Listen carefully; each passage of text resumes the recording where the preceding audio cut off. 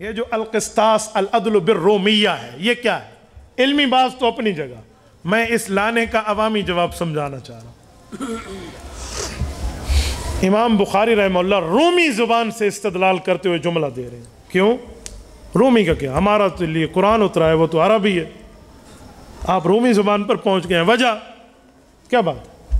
بھائی امام بخاری سمجھانا چاہتے ہیں، باقی سارے جوابات اپنی جگہ، لیکن اس فقیر کا جملہ بھی ذہن میں رکھنا۔ رومی زبان ان دور میں رومی کون ہوتے تھے؟ آپ اٹھائیے پرانی تاریخ کہ آج سے 1000 سال پہلے رومی کس کو کہتے تھے؟ رومی کون تھے؟ ان کو عربی میں بنی اصفر بھی کہتے ہیں، تو بنی اصفر کون ہے؟ یہ رومی کون ہے؟ موجودہ دور کے انگریزوں کو رومی کہتے تھے اس زمانے میں، یہ رومی ہوتے تھے انگریز۔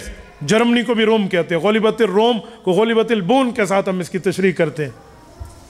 تو یہ جو ہے، تو امام بخاری پھر انگریزوں کی بات کیوں لائے ہیں؟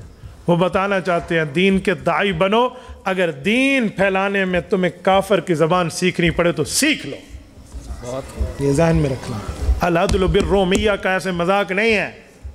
امام بخاری عربی زبان دوسرے مذہب والوں کی زبان میں سمجھانے کی ترغیب دیتے ہوئے غیر مذہب کی زبان لائے، یہ العدل بالرومیہ۔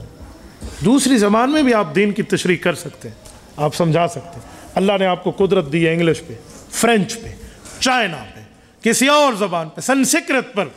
آپ دنیا کی ایسی زبان جہاں تک لوگوں تک اگر دین کا پیغام نہیں گیا، جیسے ہمارے دعوت و تبلیغ والے دنیا میں چل پھر کے اللہ کی دعوت کو اور اللہ کے نبی کے پیغام کو پھیلا رہے ہیں، تو تمہیں اگر کسی اور زبان کو سیکھ کر دین سمجھانا پڑے تو پھر تمہیں ہچکچاہٹ اور الجھن کا شکار نہیں ہونا چاہیے۔ یہ العدل بالرومیہ سے آپ کو اور مجھے سبق ہے۔